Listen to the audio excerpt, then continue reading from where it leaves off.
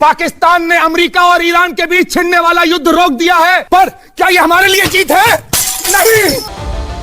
পাকিস্তানের ভূমিকা ইরান যুক্তরাষ্ট্রের যুদ্ধবিরতি হওয়ায় এভাবেই টেলিভিশনের স্টুডিওতে ক্ষুব্ধ প্রতিক্রিয়া জানাচ্ছেন ভারতীয় এক সংবাদ উপস্থাপক। তার এমন উত্তেজনাকর ভিডিও সামাজিক যোগাযোগ মাধ্যম এক্সে ছড়িয়ে পড়েছে। ভিডিওটি অনেকে শেয়ার করে লিখেছেন, ভারতীয় মিডিয়া পাগল হয়ে গেছে, পাকিস্তান যে ইরান মার্কিন যুদ্ধ থামিয়ে দিয়েছে এই খবরে কান্নাকাটি করছে। কিন্তু প্রশ্ন উঠেছে, পাকিস্তান যেখানে যুক্তরাষ্ট্র ইরানের মধ্যকার একটি যুদ্ধ থামিয়ে দিয়েছে, সেখানে ভারতের সংবাদ উপস্থাপক কেন ক্ষুব্ধ প্রতিক্রিয়া দেখাচ্ছে?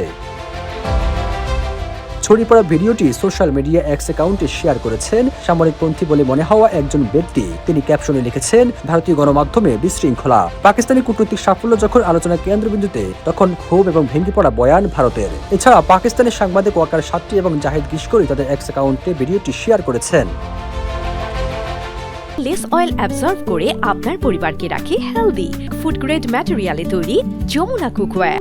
পাকিস্তানি সংবাদ মাধ্যম আজ নিউজও এক প্রতিবেদনে ভাইরাল হওয়া ভিডিওটির একটি স্ক্রিনশট শেয়ার করে শিরোনাম করেছে, পাকিস্তানের প্রচেষ্টায় যুদ্ধবিরতি অর্জিত, ভারতীয় ও ইসরায়েলি গণমাধ্যমের শোক। এদিকে ব্রিটিশ আমেরিকান সম্প্রচারক ও সাংবাদিক মেহেদী হাসানও এক্সে ভিডিওটি পোস্ট করে এটি আসল কিনা জানতে চেয়েছেন।